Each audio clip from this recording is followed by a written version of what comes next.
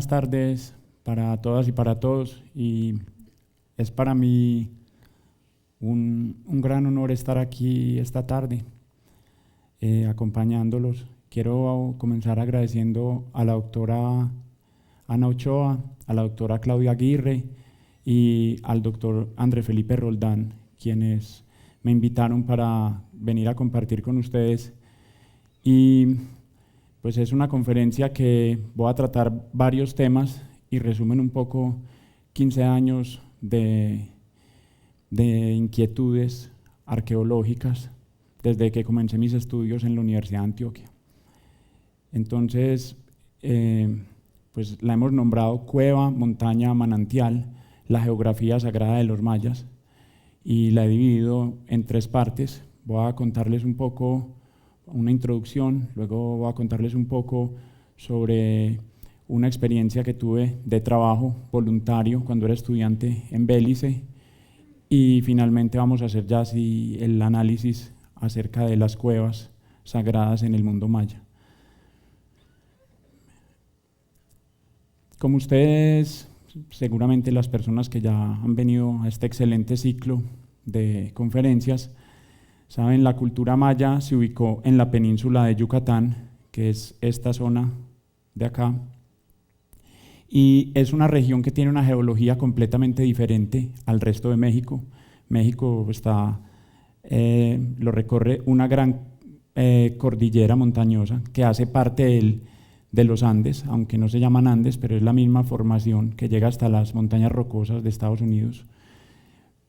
Pero la zona de Yucatán son tierras bajas que estuvieron cubiertas por el mar durante millones de años. Las formó el mar, estas tierras bajas. Son zonas que en geología se conocen como zonas kársticas, por una región en Yugoslavia que se llama Karst. Entonces ya los geólogos comenzaron a hablar de estas zonas. Acá en Colombia tenemos varias de estas regiones, por ejemplo, Río Claro es una zona kárstica, calcárea, los estoraques en Santander, y toda esta península de Yucatán y las islas vecinas, como la isla de Cuba, las Antillas, las grandes Antillas, como donde queda Haití, República Dominicana, también hacen parte de este mismo tipo de formaciones.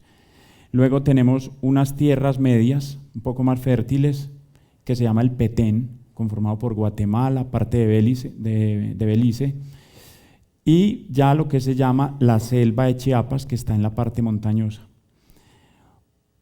Otro de las características aquí, y que es pues uno de los grandes misterios, es que esta es una civilización única, maravillosa, muy de grandes constructores, pero es una civilización que, como ustedes pueden ver, no hay ríos. Y casi todas las civilizaciones del planeta se han desarrollado en los deltas de los ríos.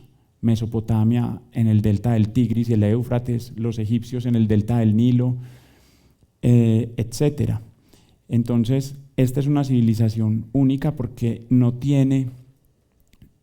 hay ríos. Los Olmeca que fueron antes, miren que sí llegan unos ríos acá al Golfo, por este lado y por este, ellos se ubicaron en esta zona. Ahora vamos a hablar un poco de estos Olmeca, pero para los maya no tenemos río. Entonces, ¿cómo funcionaba? ¿De dónde obtenían el agua en esta parte que es seca para poder vivir? Resulta que allí hay unas formaciones que se llaman los cenotes, y también hay cuevas que llegan, recogen el agua de lluvia y el agua del nivel freático, el agua dulce, y gracias a estas formaciones ellos podían obtener el agua para subsistir. Otra de las características acá que son claves para entender esta cultura es que, si vemos acá, miren la isla de Cuba, está muy cerca de Yucatán, de la donde queda Cancún, y se extiende por debajo, ya hoy en día está debajo del mar, la segunda barrera de coral más grande del planeta, después de la de Australia. Entonces, este fue un factor que hizo que los españoles nunca pudieran llegar a la península de Yucatán. Ellos fondeaban sus barcos en el Golfo y venían desde La Habana, que queda por esta parte de acá, pero no tuvieron interés en la península de Yucatán porque era selvática, no había agua, para abastecer a las expediciones. Entonces no fue descubierta por los españoles, no hubo ese contacto. Ese es otro factor, se van a descubrir ya a mediados del siglo XIX, otro factor muy importante ahí. Y esa barrera de coral que hace parte de la misma formación, hay parte que está por debajo del agua y parte quedó ya por encima cuando esta formación calcárea o kárstica se ocurrió. Entonces los cenotes son pozos, la palabra viene de la palabra maya sonot, y son cuevas cuya bóveda colapsó. Entonces es todo un gran sistema de cuevas. Se han descubierto en esta zona de Yucatán miles de cenotes, y cada vez ya ahora con las exploraciones que hay, ahora vimos el video al inicio de buzos que están haciendo buceo en cuevas, han podido hacer mapas ya con los GPS de todo un gran sistema y se está descubriendo que en realidad sí tenían un sistema de ríos, pero son ríos subterráneos en toda esta península. Entonces hay espeleólogos y exploradores muy arriesgados investigando todas estas cuevas. Igual eran los sitios donde llegaban los animales, porque los animales para cazar necesitan agua, entonces eran los sitios donde llegaban los jaguares, las dantas y otros animales también en la noche por los recursos. Son sitios muy interesantes y de los cuales dependía la vida en esta zona de Yucatán. Las paredes de los cenotes son de limos, o sea que fueron anteriormente arrecifes de coral. Son sitios lindísimos, agua cristalina, y ya muchos que son sitios turísticos. Miren, por ejemplo, lo que se conoce como la Riviera Maya, que es toda la costa de Yucatán. Acá está la isla de Cozumel. Está llena de cenotes que ya hoy en día son turísticos, pero que en esa época permitieron el desarrollo de esta sociedad. Y hay algunos cenotes, como este que es precioso, que se llama El Hoyo Azul, que queda en Belice, que ya quedaron en la zona del arrecife de coral. Acá estaría el arrecife. Son pozos muy profundos, ya lo usan para un buceo de profundidad. Y hay otros ya que también quedan en el interior, que son también profundos y se llaman cenotes de pozo. Hay dos tipos de cenotes, los de pozo y los de profundidad. Entonces acá es muy interesante ver que en las zonas más altas, zonas de montaña, fue cuevas, y en las zonas planas quedaron los cenotes, que son las cuevas que les colapsó el techo, como decía ahora. En esas cuevas se va filtrando el agua por la roca calcárea y va dejando minerales de sal, algunas sales y otros minerales que forman lo que se conoce como estalactitas, las que van en la parte alta, y estalagmitas, las que van goteando y se van formando abajo, o forman paredes como esta por el lavado que va haciendo el agua sobre la roca y los minerales. Entonces son formaciones que van creando como un mundo misterioso, mágico, y que para los mayas no solamente era el sustento, sino que también va a ser el lugar mágico por excelencia, el lugar de las ceremonias. Ahora les voy a contar algo bien interesante también. Hay una de las teorías, la hicieron ya ahora desde los años 70, comenzaron ingenieros geofísicos a darse cuenta que estos cenotes seguían un patrón, ya viéndolos con fotografías, en esa época no había fotografías satelitales, seguían un patrón de distribución. Entonces vemos, había muchos cenotes, pero que no eran de pozo hacia este lado, pero hacia el extremo, Mérida está por acá, la capital de Yucatán, formaban un semicírculo. Y siguieron explorando y se dieron cuenta que esos cenotes eran los más profundos, los de pozo. Y revisando las rocas de alrededor, se dieron cuenta que en esas rocas había contenido de iridio, que es un elemento que tienen los asteroides. Entonces de ahí surge una teoría muy interesante, que es la del cráter de Chicxulub. Lo llamaron así porque Chicxulub es un pequeño pueblo que queda más o menos como en el centro del radio, en el eje del radio del cráter. La otra mitad del cráter estaría en el fondo del mar y ya las arenas lo taparon. Lo que se cree es que hace 65 millones de años, en el período geológico que se conoce como el Cretáceo,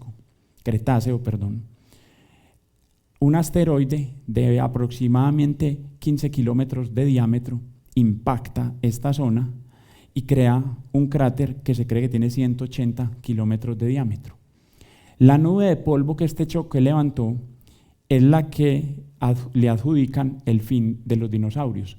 No fue el impacto, sino crea una nube de polvo que omite la fotosíntesis. Ya las plantas no podían crecer, el sol se tapó seguramente por un tiempo prolongado y perecen las especies que estaban sobre el planeta. Esta es una de las, como decía, una de las teorías muy interesantes que se ha venido desarrollando con ingenieros geofísicos, geólogos y obviamente los paleontólogos. Otras pues dicen que el final de los dinosaurios se debió a tormentas solares que aumentaron mucho la temperatura del planeta y se extinguieron. En todo caso, pues les quería mostrar cómo estos cenotes se comportan y el interés que tienen. Ahí se ve pues la parte del cráter sumergido y la que queda sobre la península de Yucatán, donde queda Mérida, que es la capital. Entonces estos cenotes fueron claves para ellos. En algunas partes, como en esta ciudad que queda al norte de Mérida, que se llama Cibizaltún, ellos se instalaron muy cerca de los cenotes para poderse abastecer de agua porque no habían otros ríos. Y ya hoy en día pues son lugares turísticos por excelencia allá en el mundo maya. Entonces voy a comenzar ahora sí la parte pues como de terreno, de trabajo de campo. Y generalmente hemos oído hablar de los grandes centros, las grandes ciudades maya, que son pues obviamente Chichén Itzá, Palenque, Tikal, que queda en Guatemala, Copán en Honduras, son las grandes capitales. Pero para que esas capitales funcionaran habían muchas ciudades satélites, para que, por ejemplo, como esta Tikal, y hoy en día las vemos todas en verde porque la UNESCO ha recreado allí la grama, pero las plazas eran plazas públicas en material, sino que las raíces lo primero que penetran es las partes planas. Ahora vamos a ver las fotos de cuando las unos dibujos de cuando las descubrieron y eran, la selva ya se había montado encima de las pirámides, o sea que obviamente lo primero que arrasó fue las plazas, no es que ellos vivieran pues con su grama y esto, ellos tenían que tener las capitales y un gran radio de zonas agrícolas para poder abastecer esa capital, sino que la selva ya después se fue tomando el territorio que antes fue habitado y manejado por la cultura maya.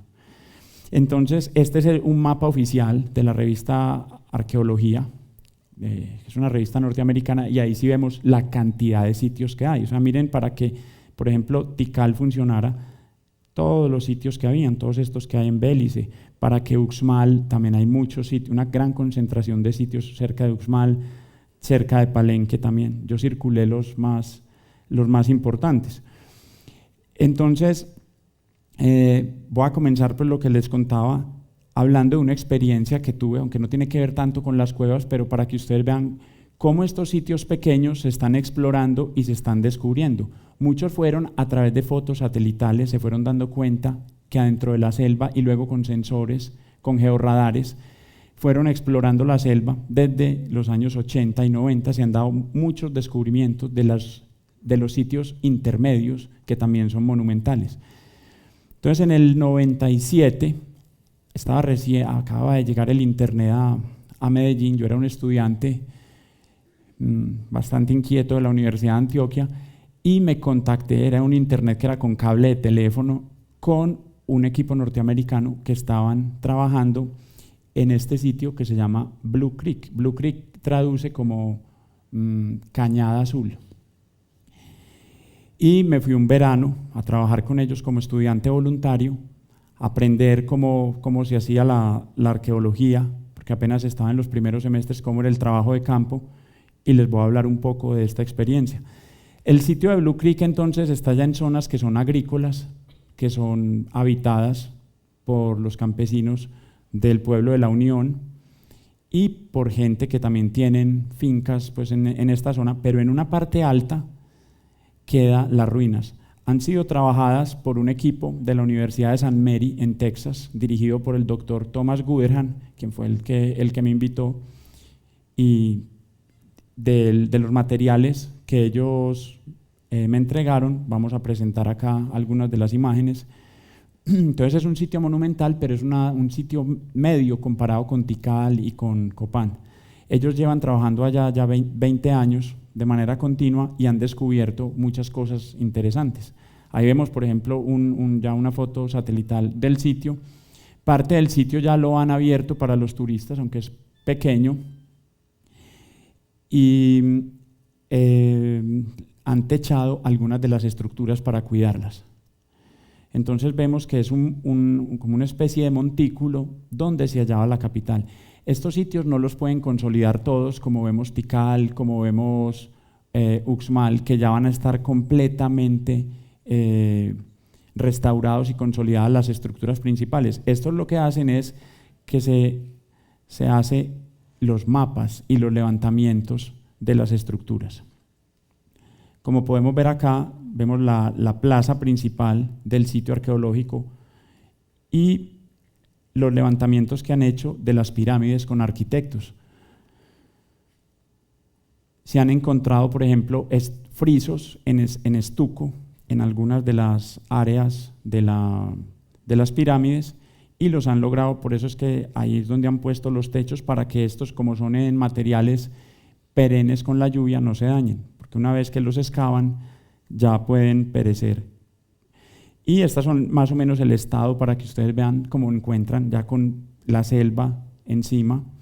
Es una selva que se ha adaptado a zonas muy escasas en agua en gran tiempo del año y hacen trincheras a veces. En algunos casos fueron los guaqueros los que habían ya encontrado los sitios, en otros casos se hacen cortes sobre las pirámides que no van a restaurar para poder dibujar la arquitectura y entender las diferentes fases constructivas.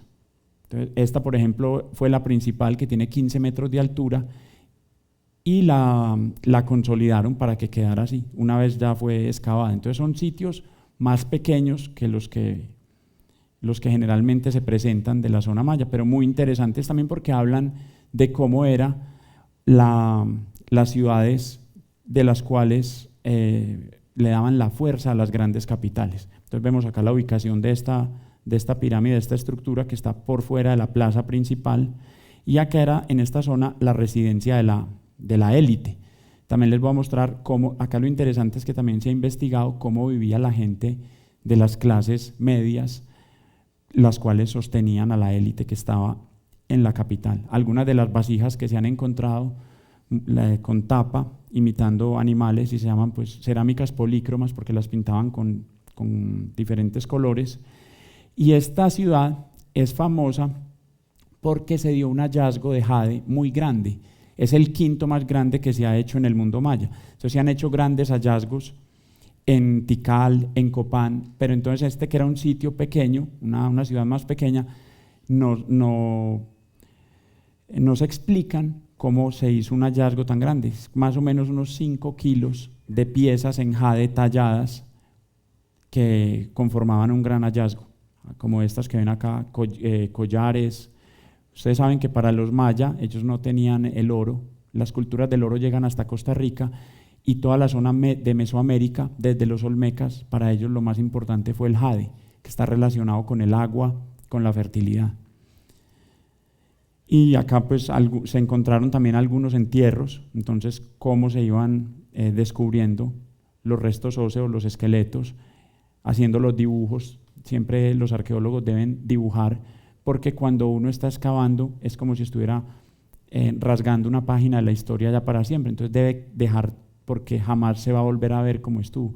Entonces siempre se deben hacer los dibujos, las fotos, los videos, pero siempre, como la arqueología empezó cuando todavía no había video ni fotos, se mantiene la tradición y siempre se hacen los dibujos, se recogen los huesos en papel aluminio, que para los arqueólogos lo principal es el carbón, que da las fechas, y los huesos. Acá vemos ya la zona donde vivían las élites, hacen ya acá una recreación. Eran con muros, pero los techos son en paja. Obviamente los techos ya colapsaron con el tiempo. Y ya la parte donde vivía ya la gente de la clase media, alrededor de esa montaña donde estaba la capital principal, las tenían que cubrir en la noche porque era invierno, allá cuando acá es junio, que ahora acá estamos en un verano muy bonito, próximos al solsticio de verano, el 21 de junio, allá en la zona de Yucatán llueve todo el tiempo, entonces había que tapar en las noches para que no se dañara la excavación. Y las zonas residenciales se encontraron campos de cultivo, ellos los llaman como campos que están subdivididos, toda una zona de cultivos, ya con las fotos aéreas se pudo observar, y las zonas residenciales, que obviamente solamente tienen las fundaciones, los muros, parecido acá como a Pueblito y Ciudad Perdida, los anillos donde quedaban las viviendas, le hacían como una fundación en piedra, y las viviendas que eran en materiales perennes, como la madera, la paja de los techos, ya se pudren. Entonces se encuentran los objetos y las fundaciones. Ya acá fue ya como quedó restaurado. Este sitio lo llamaban Rosita, pues porque era como el nombre de la finca, y algunas de las piezas, ya no de la élite, miren que ya no están tan pintadas, de la gente del común que sostenía estas grandes capitales. Así era como dormíamos, pues toda la gente que estaba ya trabajando, los estudiantes voluntarios, los directores tenían su casita y ya los estudiantes en carpa. Se lavaba todas las tardes lo que se encontraba, la cerámica, los fragmentos de cerámica que todos se usaban para poder ir entendiendo este sitio arqueológico. Y algunas de las piezas, esta por ejemplo tiene en la parte, era una tapa de una vasija, tiene incisiones que le dan como unas figuras geométricas.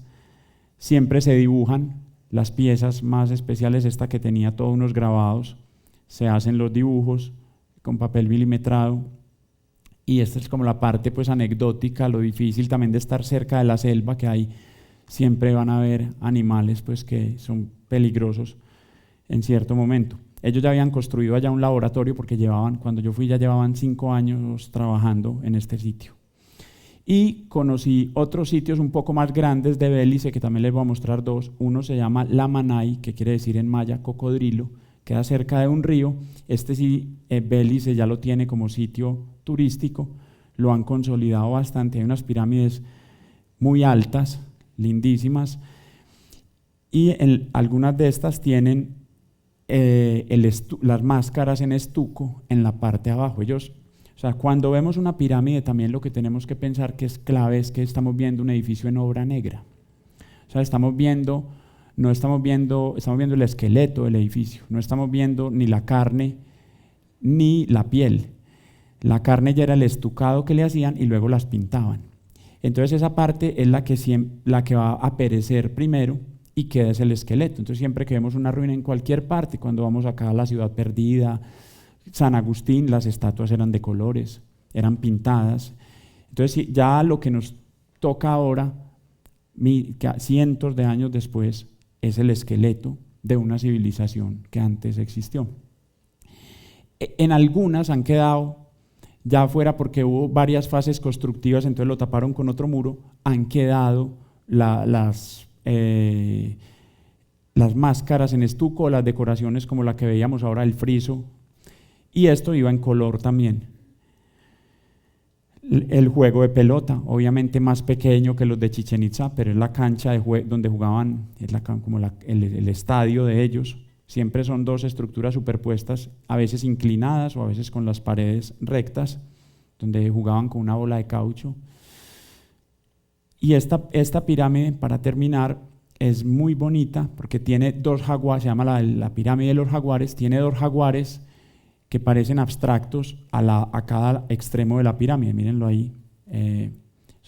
Grandes artistas, no solo ingenieros, sino grandes artistas lograron pues. Entonces estos sitios que no son tan conocidos, los quería traer a colación y la experiencia.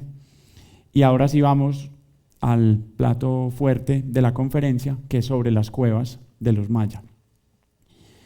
Se han descubierto desde el principio que vinieron los exploradores de Estados Unidos, empezaron a encontrar cuevas en esa zona. Esas cuevas se ubican más hacia las montañas. Hay unas pequeñas colinas cerca de Uxmal, al sur de Mérida, otras quedan al sur de Bélice, hay otra zona que se llama la Alta Verapaz en Guatemala y una parte que se llama el lago Petexbatún. Entonces ya las cuevas, como les decía ahora, van a estar en zonas un poco más altas de colina, mientras que los cenotes sí ocupan todas las tierras bajas, que son las cuevas que colapsó. Acá vemos, le dice como una especie de tercera dimensión al plano de Google Earth, y vemos acá esta gran montaña, es Chiapas, donde está la selva, donde viven los lacandones actualmente, que queda en México, ya unas tierras medias y ya la parte más plana. Sin embargo, acá se alcanza a ver un poco esa pequeña cordillera donde están las cuevas. Vamos a hablar de estas diferentes, de los datos que se tiene, y luego voy a presentar un análisis. Entonces, un poco la historia de cómo se fueron descubriendo. Como dije al principio, los españoles no llegaron acá, no llegaron a esta zona, nunca descubrieron a los mayas. Fue un diplomático de Nueva York, Estados Unidos estaba recién independizado, se llamaba John Lloyd Stephens, y un dibujante, amigo de él, que se llamaba Frederick Catherwood. Él era como arquitecto y se había formado en los sitios clásicos, en Roma, en Grecia, había sido allá dibujante de arqueólogos, y ellos hacen un viaje de 4 años por la península de Yucatán. En esa época estaba todo cubierto por la selva, y van a publicar su obra en Londres en 1844. Esto va a causar un boom, estamos en pleno romanticismo, época victoriana de la reina Victoria, de las grandes aventuras. Ya Napoleón había estado en Egipto también, entonces en Europa ya había un boom por todas estas culturas ancestrales. Y Catherwood hace unas láminas, no había fotografía. Los dibujos de Catherwood van a ser la sensación, porque es muy realista. Esta, por ejemplo, es la pirámide del castillo de Quetzalcóatl, de Kukulcán en Chichén Itzá, y el estado en que las encontraron, ¿cierto? Ya con la selva que las había. Este es el observatorio o el caracol también en Chichén Itzá. Apenas las estaban empezando a abrir. Miren los árboles ya cómo crecían. Entonces son imágenes muy románticas, despertaron una ansiedad por la exploración, y también comienzan a decir, era una época en la cual se hablaba de una teoría que es el difusionismo, que todo venía de Egipto, como si Egipto hubiera sido una cultura madre y las otras descendían de ahí. Entonces, cuando encuentran pirámides en la selva, esos primeros exploradores dicen, sí, los egipcios estuvieron en América. Es un error, porque no se le estaba dando mérito a estas culturas que se habían desarrollado sin ninguna otra influencia. Habían logrado un desarrollo. Pues, la pirámide se da en muchas partes del planeta, se da en Angkor Wat, en Camboya, se dan en Perú, porque es la manera más fácil, antisísmica, de elevarse hacia el cielo. Este es, por ejemplo, el sitio de Uxmal, y miren esta pirámide ya en el estado en que estaba, ¿cierto? Habían unas ya derruidas por la selva, parecidas a las de Bélice que les mostré ahora. Y la lámina 20 del libro es la primera vez que aparecen estas cuevas sagradas. Entonces él va a dibujar la cueva de Xtaqueumbilchunan, quiere decir dama escondida en maya. Esta cueva estaba cerca de una ciudad que se llamaba Bolonchen, es una cueva de 70 metros y la utilizaban todavía para sacar el agua para esa ciudad. Esta fue pues como la primera vez que registran esas quedan acá en esta parte, al sur de Mérida. Entonces con estas noticias, primeras noticias ya para el mundo, publicaciones,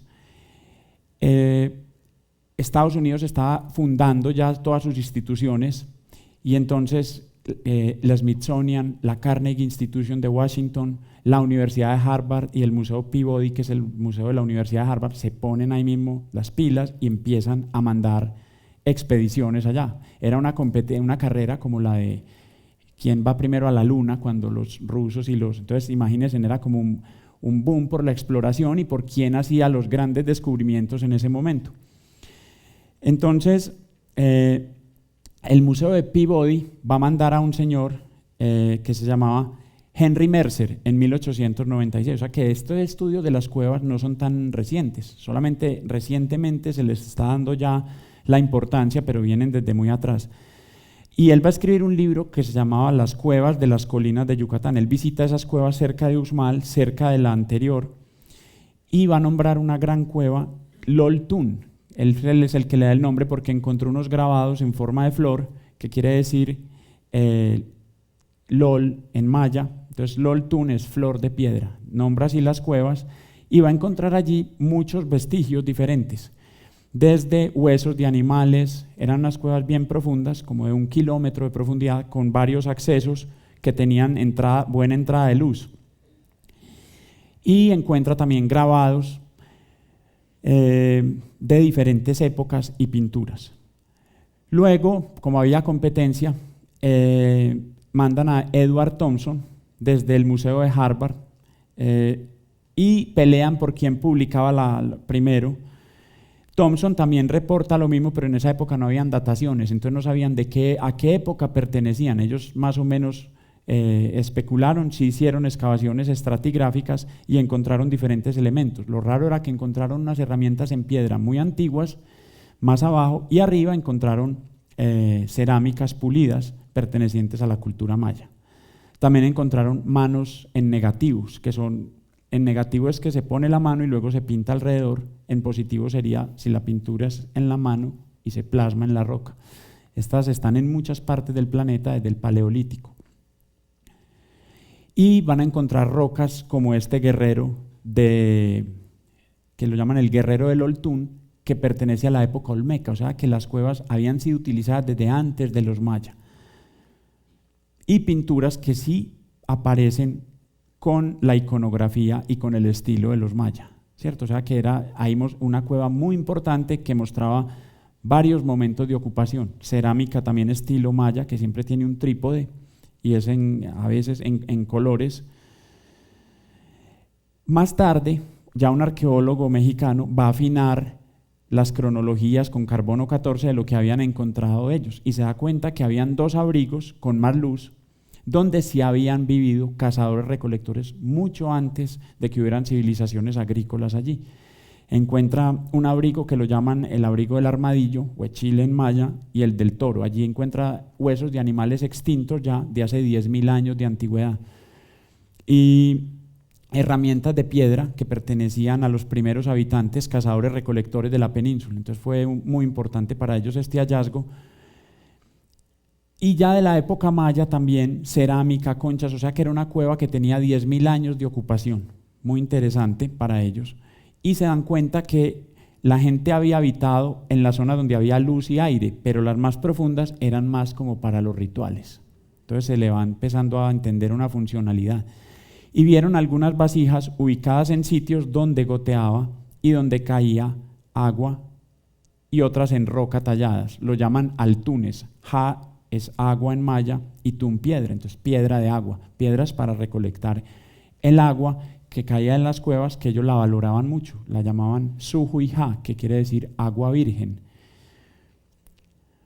Pues luego hubo varias expediciones, un señor Gordon va a encontrar también cuevas cerca de Copán, unas cuevas funerarias, donde habían ollas, donde habían metido las cenizas. Joyce y Gruning, que ya eran del Museo Británico, que es muy importante también, van a ir a Belice, que en esa época era colonia británica, y también encuentran allí cuevas cerca de un sitio que se llamaba Puchila. Ellos son los primeros que van a darle como a entender que las cuevas tenían un sentido, era ceremonial, que no eran para vivir, excepto las que había encontrado primero Mercer, que en la entrada sí habían vivido, pero cazadores, pero ya los mayas que vivían en aldeas, que no tenían que meterse a cuevas, eso era más para cazadores mucho más antiguos. Entonces son los primeros que se van pillando que pueden ser ceremoniales.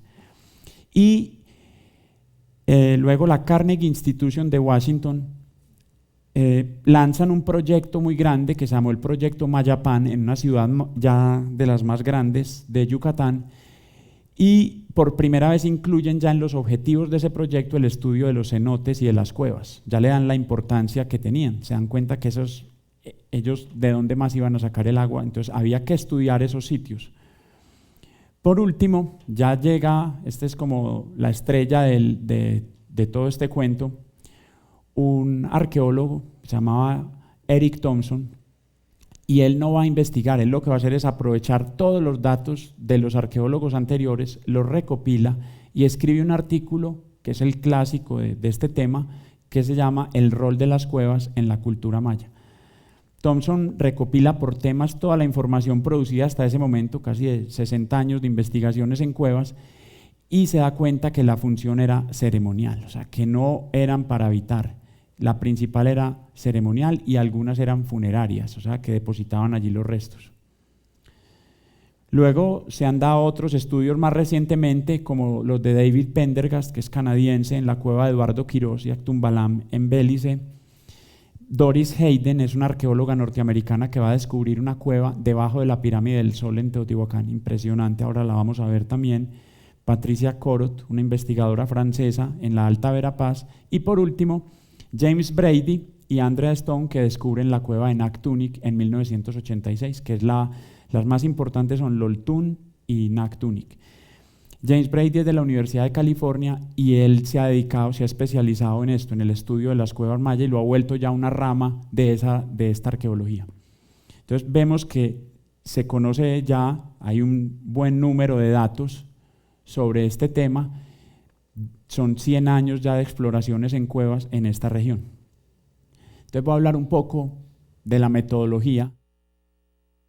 Anteriormente los arqueólogos se preocupaban, esta es una corriente norteamericana de Julian Stewart, por la ecología cultural. Entonces, más bien cómo que se asentaban los seres humanos y cómo se abastecían de productos, si se hacían cerca de un río, era más para pescar, para el aprovechamiento de los recursos. Pero no se habían preguntado, bueno, y una sociedad no se asienta en el espacio y va a valorar ciertos sitios como sagrados. Entonces, no será solamente se preocupan por la parte económica, pero no por la parte religiosa. Y la cronología que han trabajado en Estados Unidos, basada en especial en Wiley y Phillips, para los mayas, ellos hablan de una época preclásica, clásica, entonces ahí también hay un error, porque esa palabra clásico, eso viene de las sociedades grecorromanas, de Grecia y Roma. Entonces siguen diciendo, bueno, le están atribuyendo lo clásico a la sociedad de acá, no les están dando el mérito de que acá en América hubo sociedades capaces de hacer pirámides, edificios, grandes obras de ingeniería. Entonces la llaman clásico, es como que hubieran recibido la influencia. Y se ha analizado generalmente la zona maya separada de lo demás, separada de los olmecas, pero hay que entender es el ensamble de la América precolombina. Entonces las preguntas es cómo podemos entender la religión de una sociedad desde sus objetos, si ya la sociedad,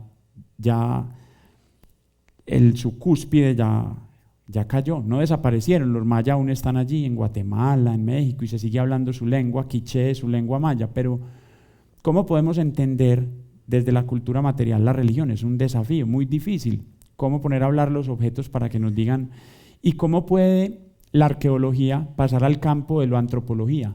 La arqueología analiza los objetos, pero el antropólogo es el que entrevista a la gente, el que comprende los sistemas culturales. Entonces ese es el desafío. Y para esto, pues, cuando yo estuve en Francia, por eso les dije que esto iba a ser un poco una historia de 15 años de un proceso, conocí al maestro Christian Duverger. El profesor Duverger se inscribe y se adhiere a la corriente estructuralista de Claude Lévi-Strauss. Y para él es muy importante entender los procesos, pero no desde lo clásico, sino él entiende es primero en Mesoamérica se va a dar un gran horizonte olmeca. Luego hay un momento en que Mesoamérica es bipolar, cuando estuvieron los mayas, va a estar Teotihuacán también en el centro, es un momento de dos grandes imperios, y finalmente un horizonte azteca, ¿cierto? O sea, los aztecas fueron los últimos 200 años, y hay que entender todo ese ensamble, no se pueden entender los mayas como una entidad aparte, como ha hecho los otros equipos de investigación, especialmente norteamericanos, que son los que más cerca están, los que más datos han producido, pero sin embargo hay una visión muy diferente. El estructuralismo entonces de Lévi-Strauss busca entender las sociedades no como microterritorios con estilos, como lo que les decía ahora, sino entender cómo los objetos y cómo esas culturas se van a desarrollar en procesos dinámicos, se van a influenciar y se van a expander en ciertos momentos que son los horizontes culturales o los imperios, luego decaen. Entonces hay que entender las sociedades como cíclicas y también como procesos vivos, ¿cierto? Como los seres humanos que nacemos, crecemos, se expanden, crean imperios y luego van a decaer, pero no como entidades independientes. Lo que nos interesa, como dice acá Lévi-Strauss, el gran antropólogo francés, es los elementos que permanecen en ese código, las similitudes de los conceptos detrás de la forma. Los objetos muchas veces pues, pertenecen a un momento histórico, entonces hay modas que lo van a influenciar y se van a crear particularidades, pero lo que nos interesa es lo que es permanente. Entonces ahí es donde buscamos la religión.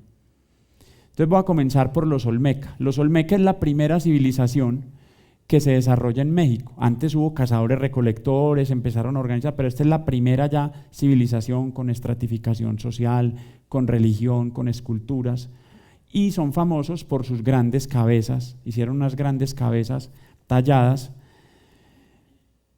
Hay un poema en la Universidad de Jalapa, en el museo, que es donde hay varias de estas piezas, que describe muy bien esta civilización. Los Olmeca convirtieron la lluvia en cosechas, el sol en calendarios, la piedra en escultura, el algodón en telas, las peregrinaciones en comercio, los montículos en trono, los jaguares en religión y los hombres en dioses. Es la primera gran civilización y ellos van a adorar los jaguares y van a ser los primeros en valorar las cuevas.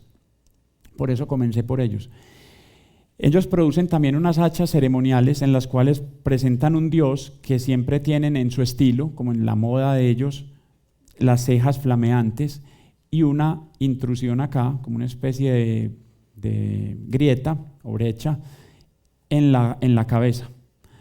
Ahora aquí voy al punto que les explicaba ahora de los permanentes y los invariantes en el código.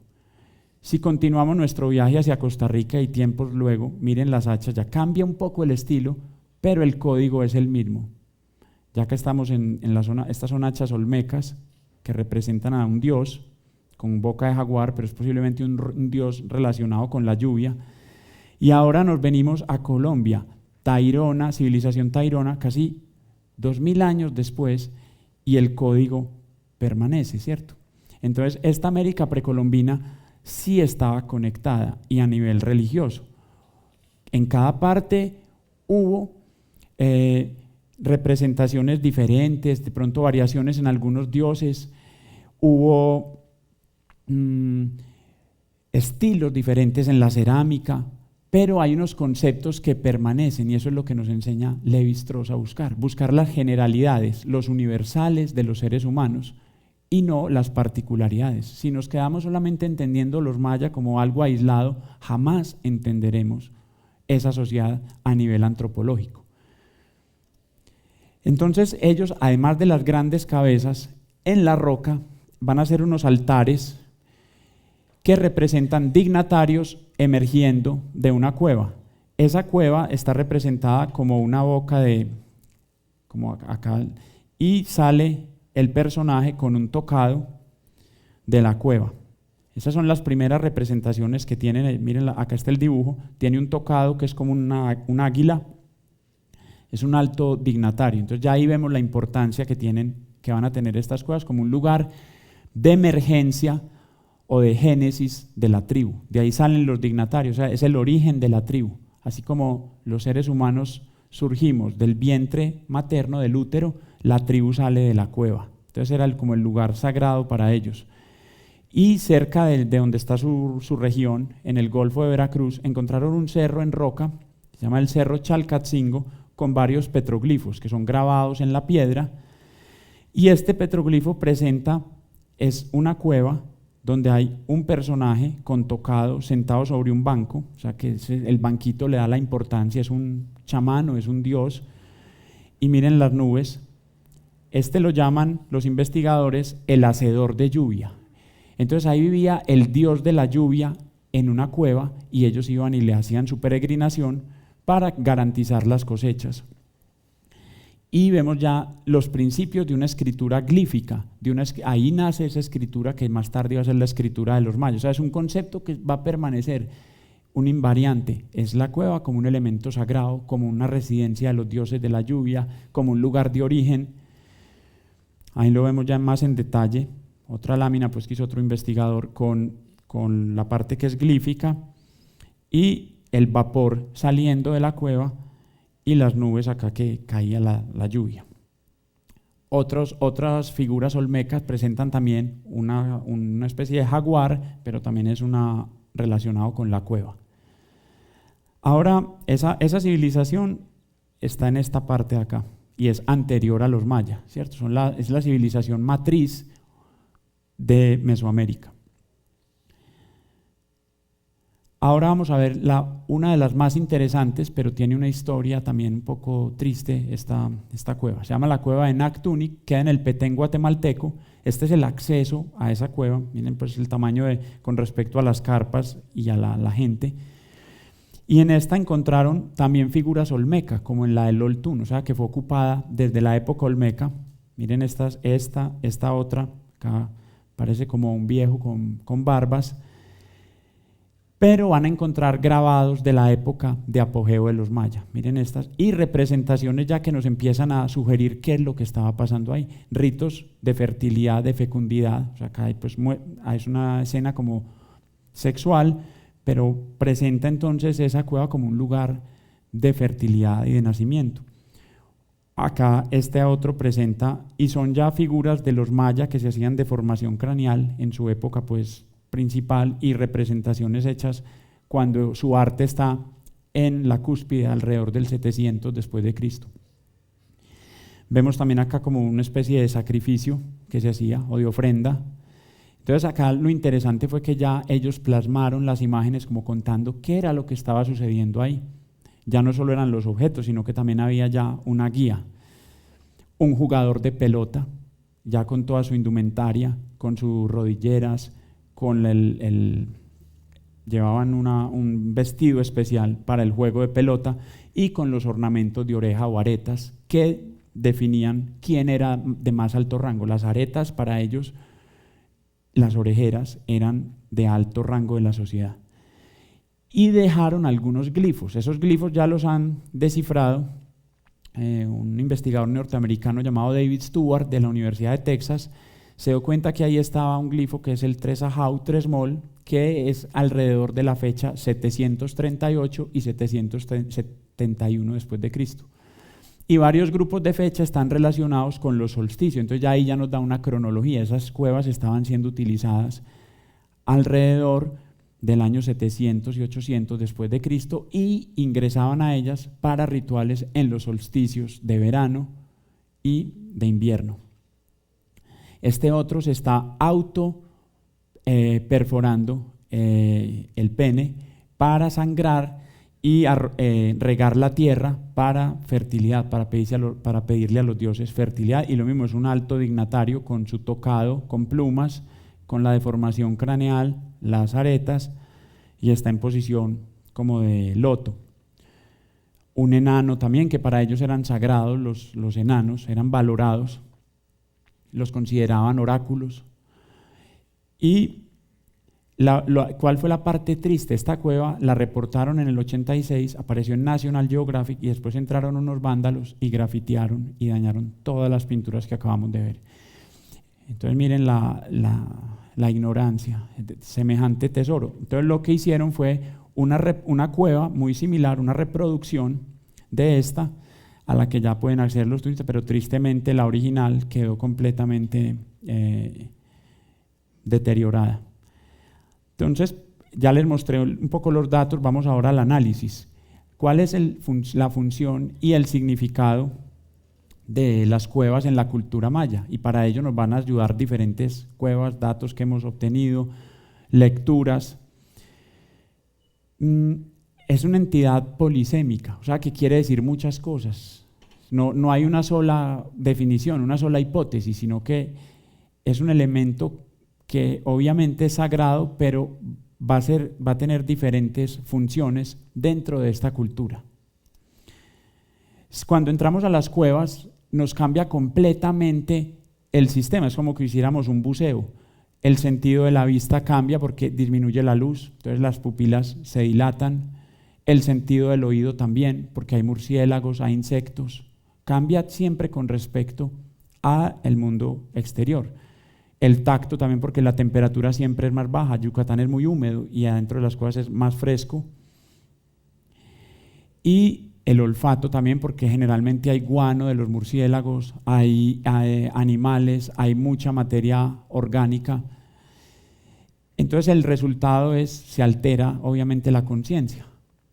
Las personas entraban allí como a una especie de ritual de introspección. Entonces eran usadas, y para los arqueólogos, eso se me había pasado, son los sitios claves. Los arqueólogos siempre andan buscando las cuevas y los abrigos rocosos, porque son cápsulas del tiempo.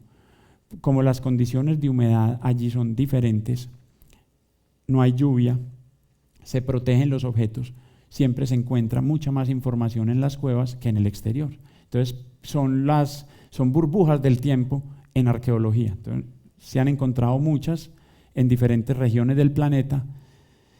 Entonces constituyeron santuarios, sitios de peregrinaje, donde la gente iba para hacer su ofrenda, por sus creencias religiosas. Obviamente las necesitaban para el agua que tenían para tomar, como una necesidad, pero también fueron moldeando esta civilización como sitios sagrados. Entonces, esos ritos, hay diferentes ritos. Vieron ahora que ellos ponían unas vasijas en ciertas partes y sacaban un agua que era un agua con bastantes minerales, que era la que consideraban la más sagrada, la llamaban suhuijá, que es agua virgen, y la usaban la recogían en esos altunes, piedras de agua. También ellos consideraban que en las cuevas vivía el dios de la lluvia. Vieron desde los Olmeca el hacedor de lluvia, y iban y le depositaban las ofrendas para que él no se olvidara de ellos en las épocas de sequía que son fuertes allá en Yucatán. También allí habitaba el jaguar nocturno. Para ellos el sol estaba relacionado con el jaguar, que tiene un pelaje amarillo, pero en la noche ese jaguar entraba al inframundo y es lo que llaman la pantera negra, que también es de la misma especie, es el jaguar nocturno. Entonces era la residencia de este animal mitológico también.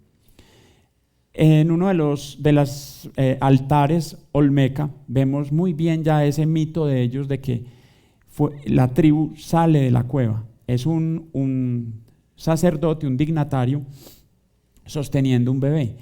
Entonces es como la cueva, ellos la comprendían como si fuera el útero de la tribu, el lugar de etnogénesis, de donde se da la génesis de la tribu. Es un lugar de origen, pero también es un lugar de retorno, porque en algunos casos las utilizaron como lugares funerarios. Entonces, ellos crean una concepción cíclica. Ahí voy con lo del fin del mundo, que es una mala interpretación de toda esta concepción que ellos tienen, porque estas culturas tenían una visión cíclica de la vida y la muerte, como una especie de reencarnación. Muchas veces se enterraban en cuevas porque era como volver a la madre, o en vasijas. Acá los de Antioquia, por ejemplo, las vasijas son en forma de mujer, entonces es como volver a un vientre femenino para volver a nacer. Es una concepción cíclica, ellos sabían mucho del tiempo, entonces cuando hablan de que se va a acabar un ciclo, es simplemente, como lo dijo el arqueólogo que dio la primera conferencia, me gustó mucho, dijo, es como si el reloj llega a las 12 y luego es la 1 de la tarde. Es simplemente un cambio de ciclo, pero no es que se vaya a acabar el mundo. Y hace parte de toda esta concepción que ellos tenían, que no es lineal del tiempo como la nuestra. Nosotros siempre estamos presentando líneas del tiempo del cero, ellos hablaban era de ciclos de tiempo. Entonces esa es la visión, que es muy diferente. Muchas gracias a Ana, a Claudia, a Andrés Felipe, al Parque Explora, a ustedes, y ha sido un gusto estar acá compartiendo pues estos tiempos de investigaciones.